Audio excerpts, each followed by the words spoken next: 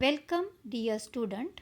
विद्यार्थिनींनो, आज आपण agriculture science and technology या आपल्या आवडत्या विषयाच्या पहिल्या लेक्चरला सुरुवात करीत आहोत. तर सर्वप्रथम आज आपण बघणार आहोत चॅप्टर नंबर 2, कमर्शियल क्रॉप.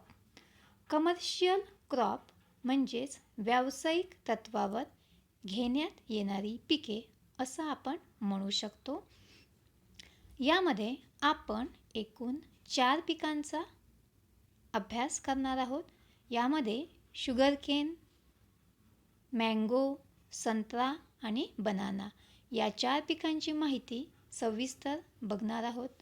तर सर्वात प्रथम आपण शुगरकेन म्हणजेच ऊस या पिकाविषयी माहिती बघूयात. ऊस यालाच आपण नगदी पीक असं म्हणतो. साखरेच्या माध्यमातून मानवाला सर्वाधिक ऊर्जा देणारं असं हे पीक आहे. तसेच देशाच्या अर्थव्यवस्थेचा कणासुद्धा याला म्हणता येईल. भारतात स्थानिक ऊसाबरोबर संयोग करण्यात आला आणि त्यामुळे व्यावसायिक शेतीमध्ये याचं स्थान निर्माण झालं. जगामध्ये उत्पादनाच्या दृष्टीने विचार केला तर भारताचा हा दुसरा क्रमांक लागतो आणि देशामध्ये जर विचार केला तर महाराष्ट्राचा उत्पादनाच्या बाबतीत हा दुसरा क्रमांक लागतो. तर आपण सर्वात प्रथम बॉटॅनिकल नेम ऑफ शुगरकेन बघूया. याचे 2 प्रकार आहेत, म्हणजे याच्या 2 स्पेसीज आहेत. यामध्ये सॅकॅरम ऑफिसिनॅरम आणि सॅकॅरम स्पॉन्टॅनियम. बॉटॅनिकल नेम लिहित असताना आपण याला अंडरलाईन करणे गरजेचे आहे आणि लक्षात ठेवणेसुद्धा गरजेचे आहे. यानंतर आपण बघूया फॅमिली म्हणजेच कूड. तर ऊस या पिकाची फॅमिली आहे ग्रॅमिनी. यानंतर आपण बघूया ओरिजिन. ओरिजिनसुद्धा बघताना आपण त्याच्या प्रकारानुसार किंवा स्पेसीजनुसार बघणार आहोत. यामध्ये सॅकॅरम ऑफिसिनॅरम याचं ओरिजिन किंवा उगमस्थान आहे इंडो म्यानमार चायना बॉर्डर आणि सॅकॅरम स्पॉन्टॅनियम याचं ओरिजिन म्हणजेच उगमस्थान आहे इंडिया. तर या स्लाईडमध्ये आपण एकूण 3 मुद्दे अभ्यासले आहेत: बॉटॅनिकल नेम, फॅमिली आणि ओरिजिन. आणि हे मुद्दे परीक्षेमध्ये ऑब्जेक्टिव्ह क्वेश्चनच्या दृष्टीने अतिशय महत्त्वाचे आहेत. यामुळे याचा आपण वारंवार सराव करणे अपेक्षित आहे.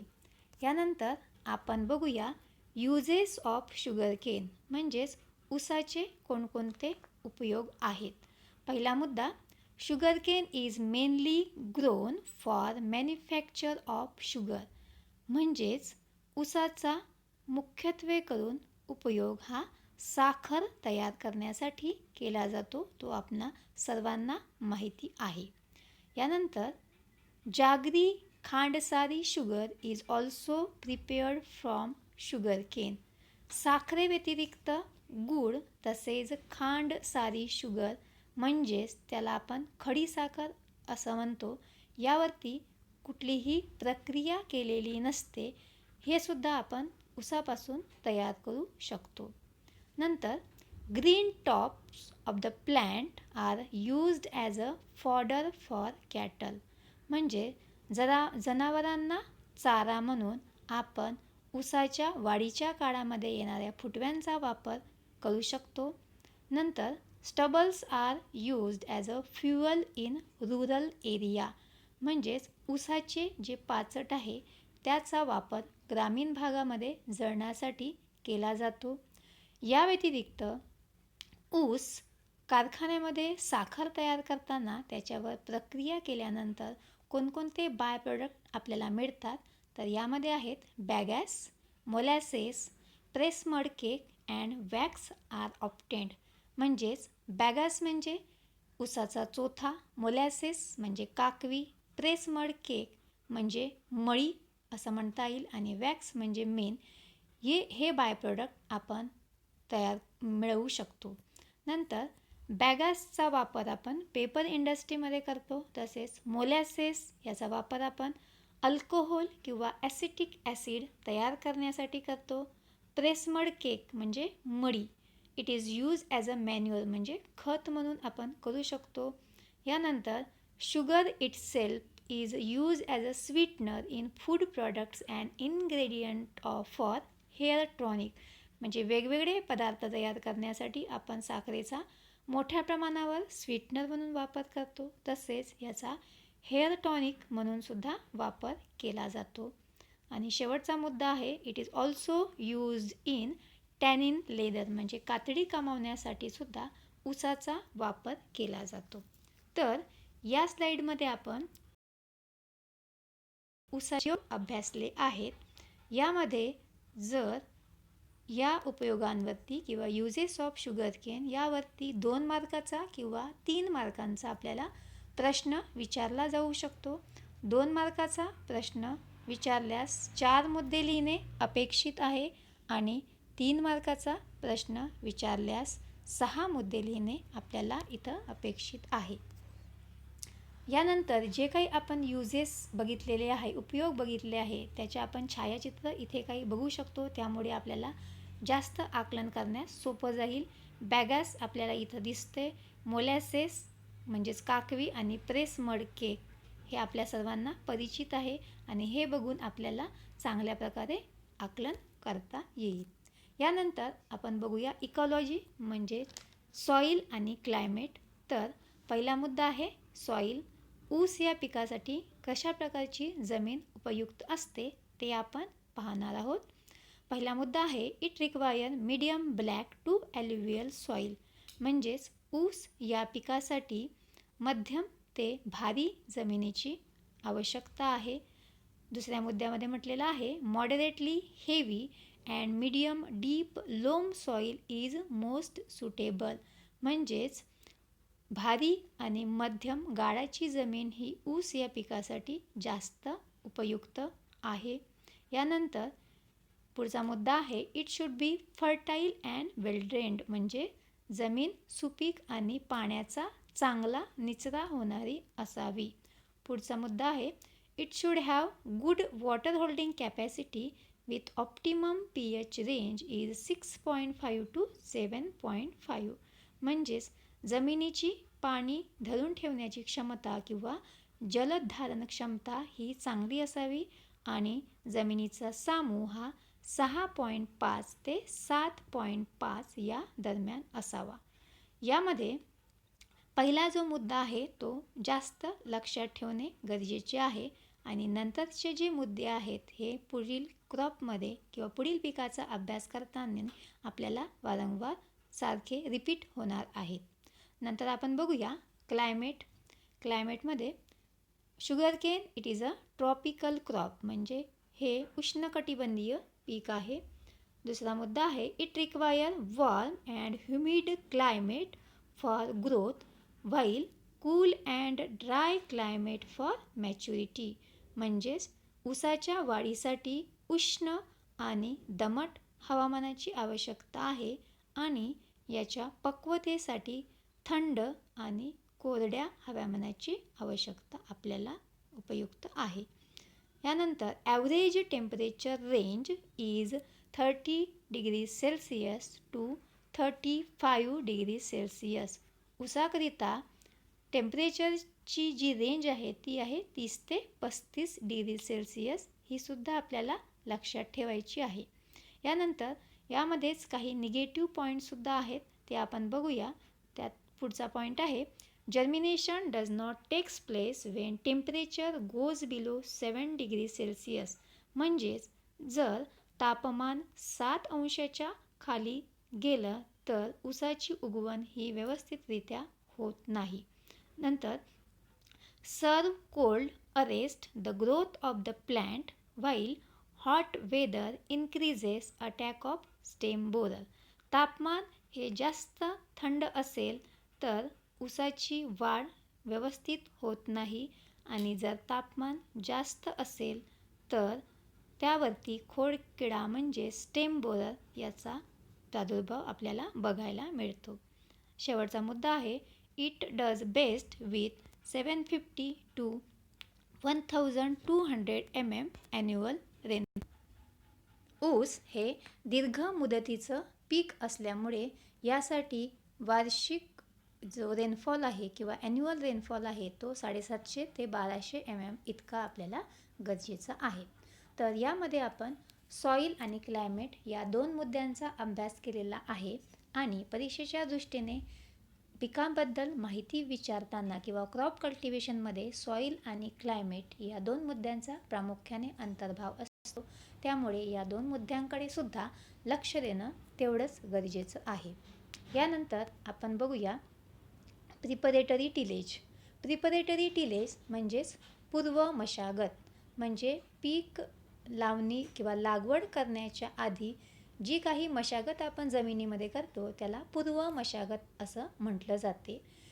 याची आपण डेफिनेशन बघूया. Preparatory tillage means tillage operation carried out before sowing or planting of the crop. Tillage operation जेव्हा आपण करतो तेव्हा एखाद्या पिकाची लागवड करण्याच्या आधी हे ऑपरेशन केलेलं असते, त्यालाच प्रिपरेटरी टिलेज ऑपरेशन असं म्हटलं जाते. यामध्ये वेगवेगळी ऑपरेशन केलेली असतात. त्यात पहिलं ऑपरेशन आहे गिव्ह टू प्लोईंग, म्हणजे यामध्ये 2 नांगरणी करणे गरजेची आहे. नांगरणी केल्यानंतर जमिनीमध्ये ढेकळे निघतात, तर ती फोडणंसुद्धा गरजेची आहे. त्यामध्ये आपण नॉर्वेजियन हॅरो म्हणजेच तव्याचा कुडव याचा वापर करतो. यानंतर नांगरणी केल्यानंतर जी आधीच्या पिकाची धसकटे आहेत ती आपण एकत्र करून जाळणंसुद्धा गरजेचं आहे. त्यामुळेच आपण म्हटलेलं आहे collect the stubbles and burn. यानंतर गिव्ह 2 to 3 क्रॉसवाईज हॅरोईंग, म्हणजे 2 ते 3 उभ्या आडव्या कुळवण्या करणंसुद्धा गरजेचं आहे. तसेच शेवटी मैंदच्या सहाय्याने जमीन सपाट करून वाफे तयार करून घेणं गरजेचं आहे. यामध्ये आपण म्हटलेलं आहे land is levelled with the help of planker and beds are prepared. तर यामध्ये आपल्याला प्रिपरेटरी टिलेज याची डेफिनेशन लक्षात ठेवणं गरजेचं आहे. हे तुम्हाला 11वीमध्ये सुद्धा झालेलं आहे आणि नंतरचे जे ऑपरेशन आहे ते यानंतर आपण अभ्यासणाऱ्या पिकांमध्ये सुद्धा वारंवार आपल्याला येणार आहेत. यानंतर आपण बघूया प्लॅन्टिंग सीझन अँड टाईम, म्हणजेच लागवडीचा हंगाम आणि वेळ. साधारणतः महाराष्ट्रामध्ये मुख्यत्वे 3 हंगाम घेतले जातात. यामध्ये सुरू म्हणजेच सीझनल, दुसरा आहे प्री सीझनल आणि तिसरा आहे आडसाली. तर सर्वात आधी आपण सुरू बघूया. सुरू याचा प्लॅन्टिंग टाईम किंवा लागवडीचा हंगाम जो आहे तो आहे जानेवारी ते फेब्रुवारी या महिन्यामध्ये आणि त्याचा कालावधी जो आहे तो आहे 12 महिन्यांचा. यानंतर प्री सीझनल प्लॅन्टिंग टाईम म्हणजे लागवडीचा हंगाम आहे ऑक्टोबर टू नोव्हेंबर आणि त्याचं ड्युरेशन इन मंथ किंवा कालावधी आहे 15 महिन्यांचा. आणि आडसाली जो आहे त्याचा लागवडीचा वेळ आहे जुलै ते ऑगस्ट आणि याचा कालावधी जो आहे तो वरच्या 2 हंगामापेक्षा जास्त आहे, म्हणजेच 18 महिन्यांचा आहे. तर या स्लाईडमध्ये जो आपण लागवडीचा हंगाम आणि वेळ बघितला आहे म्हणजे प्लॅन्टिंग टाईम आणि सीझन बघितलेला आहे, तर याच्यावरती सुद्धा ऑब्जेक्टिव्हमध्ये प्रश्न विचारला जाऊ शकतो. त्यामुळे याचा अभ्याससुद्धा आपण सरावाने करणं गरजेचं आहे. यानंतर आपण बघूया layout of land for planting and irrigation of sugarcane, म्हणजेच ऊसाची लागवड करताना तसेच पाणी देताना जमिनीची आखणी आपण कशी करावी. यामध्ये एकूण 5 मुद्दे आहेत किंवा 5 पद्धती आपण त्याला म्हणू शकतो. यामध्ये पहिली पद्धत आहे small beds with ridges and furrow, तर याला छोटे वाफे असं पण आपण म्हणू शकतो. यामध्ये सरी आणि वरंबे आपल्याला तयार करायचे आहेत आणि ऊस लागवड करताना किंवा लावताना तो सरीमध्ये लावायचा आहे. 2 सरीमधील अंतर हे 105 ते 120 सेंटीमीटर असावे, म्हणजेच म्हटलेलं आहे आपण furrows are open at a distance of 105 to 120 centimetre. पुढे this method allowed intercultivation by bullock drawn implement. ह्या पद्धतीमध्ये आपण बैलजोडीच्या सहाय्याने म्हणजेच पारंपरिक पद्धतीने आंतरमशागत करू शकत नाही.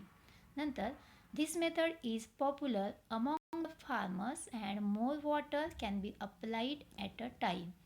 ही पद्धत शेतकऱ्यांमध्ये प्रचलित आहे आणि सुरुवातीला या पद्धतीमध्ये लागवड करताना बऱ्याच प्रमाणामध्ये पाणी दिलं जाते.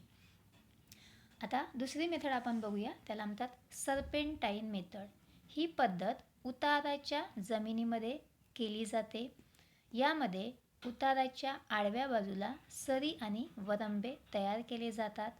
त्यामुळे उताराच्या आडव्या बाजूला पाण्याची साठवण किंवा जमिनीमध्ये पाणी मुरण्याची क्षमता ही चांगली राहते, जमिनीची धूप कमी होते. तिसरा मुद्दा आहे the ridges are open at alternate end, म्हणजेच वरंबे एका आड एका नंतर किंवा एका आड एक तयार केले जातात.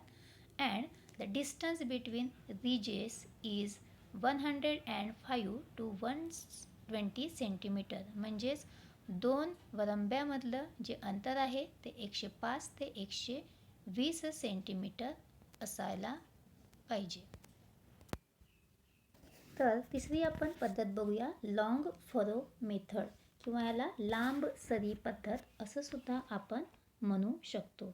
यामध्ये दोन रिजेसमधील अंतर हे 120 सेंटीमीटर असावे, म्हणजेच ridges are open at a distance of 120 centimetre. Next, ridging is straight, म्हणजेच वरंबे हे स्ट्रेट किंवा सरळ असावेत आणि या पद्धतीमध्ये इंटरकल्चर ऑपरेशन्स म्हणजेच आंतरमशागत ही बैलांच्या सहाय्याने आपण करू शकतो.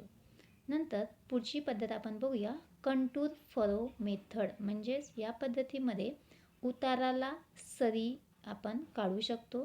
त्यामध्ये पहिला मुद्दा आहे furrows are open across the slope of the land, म्हणजेच यामध्ये सरी उताराच्या आडव्या दिशेने तयार कराव्या लागतात. मुद्दा नंतर आहे this method ensure proper soaking of water. या पद्धतीमध्ये पाणी मुरण्याची क्रिया ही चांगल्या प्रकारे होते. तसेच more flow of water can be handled at a time, म्हणजेच जास्त पाण्याचा प्रवाह एकाच वेळेस या पद्धतीमध्ये दिला जातो. नंतर it reduced soil erosion and followed in sloppy land. या पद्धतीमध्ये जमिनीची धूप ही कमी प्रमाणामध्ये होते, कारण सरी ह्या उताराच्या आडव्या दिशेने तयार केलेल्या असतात, पण ही पद्धत जास्त खर्चिक आहे. नंतर आपण पुढची पद्धत बघूया, पेयर्ड रो किंवा ह्यालाच पट्टा पद्धत असं सुद्धा म्हटलं जाते.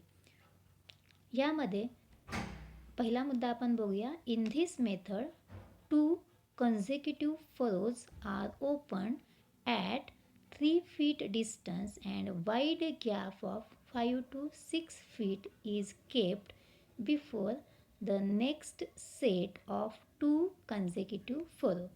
म्हणजेच ऊस पट्टा पद्धतीमध्ये 3 फुटावर सलग 2 सऱ्या पाडून 2 सऱ्यांमध्ये ऊसाची लागण करून तिसरी सळी मोकळी सोडावी, 5 ते 6 फुटाचे अंतर ठेवावे आणि परत 2 सऱ्या पाडून त्यामध्ये ऊसाची लागण करता येऊ शकते.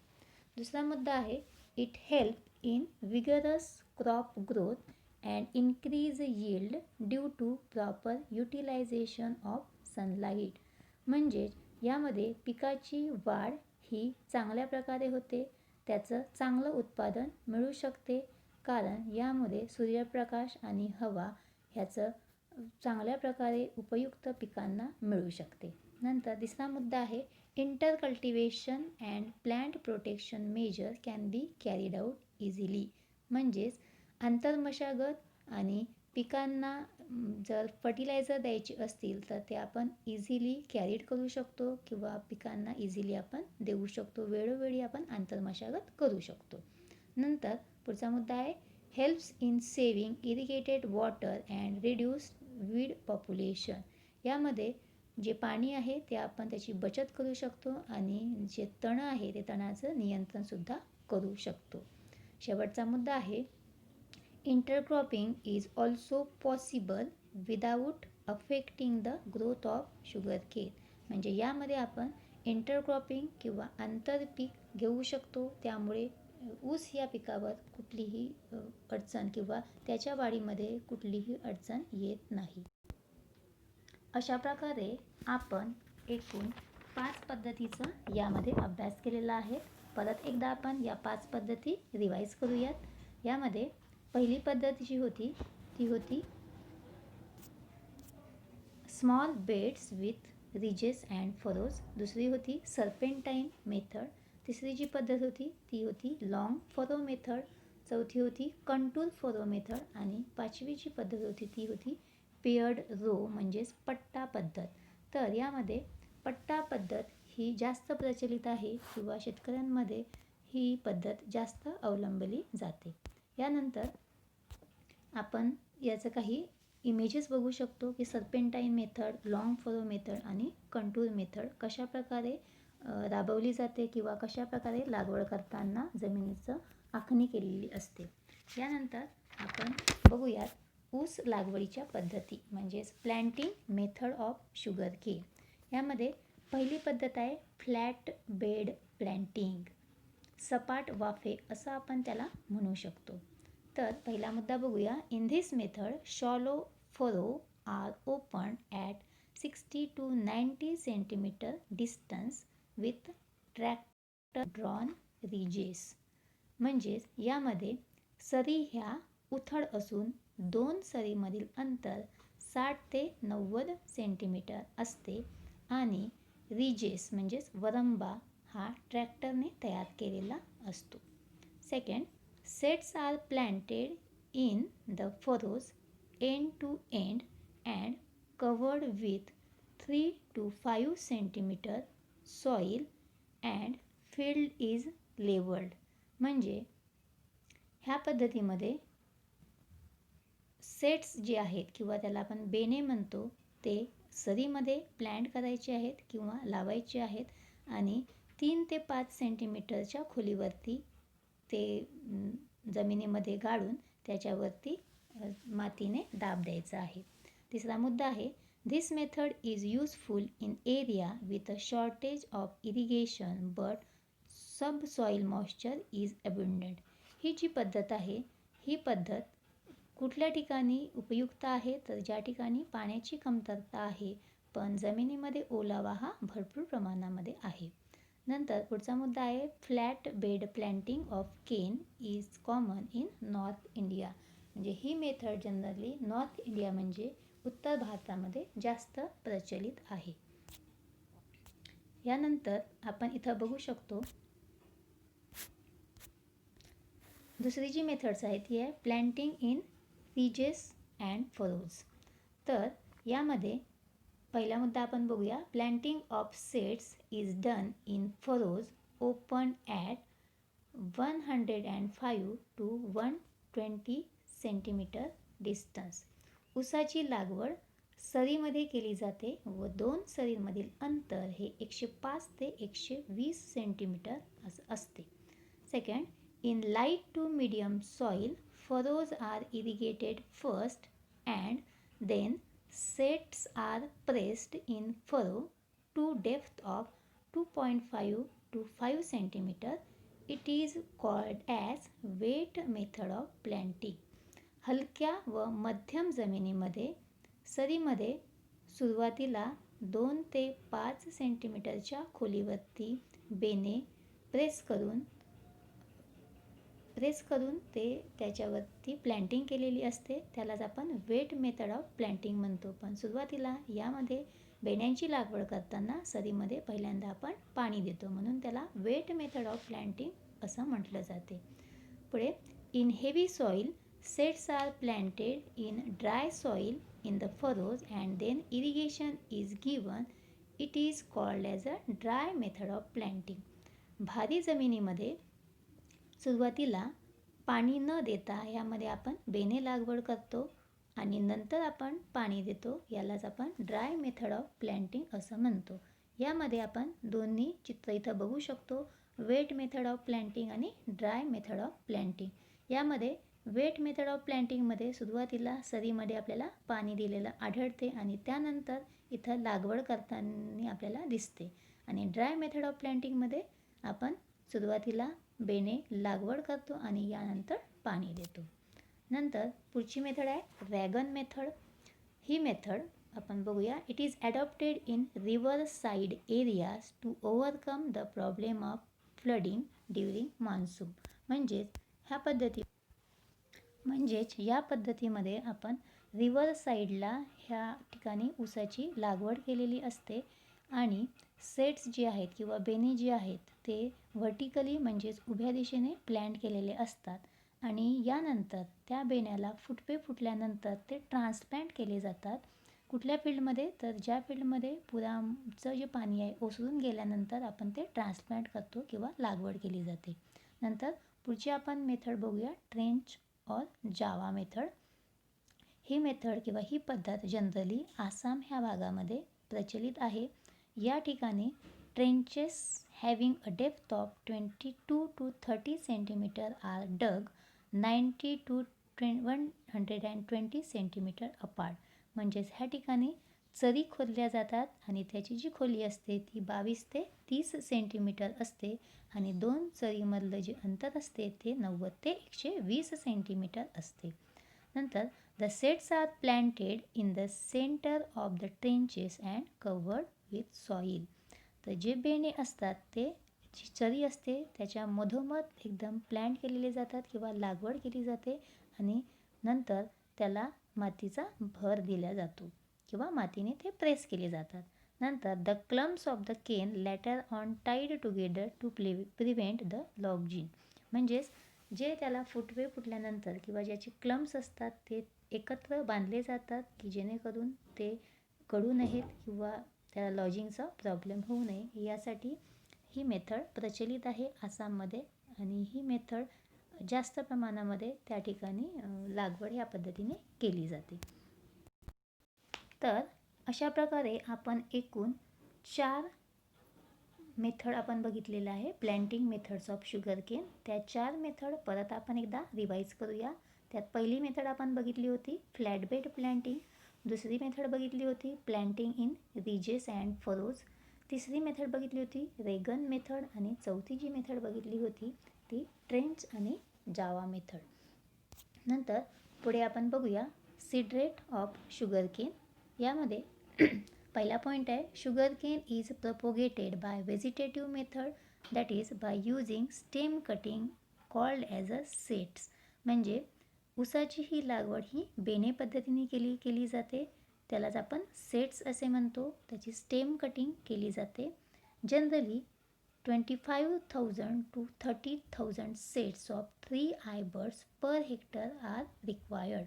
म्हणजेच एका हेक्टरसाठी 25,000 ते 30,000 बेनं आपल्याला गरजेचे आहेत लागवड करण्यासाठी. तसेच 75,000 single I birds for 1 hectare area. आणि जर एका हेक्टर एरियामध्ये किंवा एका हेक्टर क्षेत्रामध्ये आपल्याला लागवड करायची असेल तर साधारणतः 75,000 आपल्याला सेट्स किंवा 75,000 सिंगल आय बर्डेड सेट्स आपल्याला लागवड करणं गरजेचं आहे. यानंतर आपण बघूया सिलेक्शन ऑफ सेट्स. तर जे काही आपण बेनं निवडणार आहोत लागवड करताना ऊसाची तर ते कसं असावं हे आपण बघूया. यामध्ये पहिला मुद्दा आहे sets may be selected from well manured nursery. म्हणजे जे काही आपण बेनं घेणार आहोत त्या ठिकाणी जमिनीची चांगली मशागत केलेली असावी, खतांची मात्रा चांगल्या प्रकारे दिलेली असावी. या ठिकाणून आपण बेनं घेणार आहोत किंवा सेट सिलेक्ट करणार आहोत. तर सेट्स शुड हॅव 3 हेल्दी आयबर्ड. तर त्या बेण्यांना 3 डोळे असावेत किंवा 3 आयबर्ड्स असावेत. Select the top portion of sugar cane because buds on that portion germinate earlier than lower portion due to more amount of glucose. तर सुरुवातीला आपण बेणे घेताना त्याचा वरचा भाग घेणार आहोत, कारण त्यामध्ये जास्त प्रमाणामध्ये ग्लुकोज असते आणि त्याची उगवण क्षमताही चांगली असते. त्यानंतर select the sets from mature crop and water shoots from आडसाली क्रॉप. जे काही आपण सेट्स घेणार आहोत ते पूर्णपणे मॅच्युअर किंवा परिपक्व झालेले असावेत.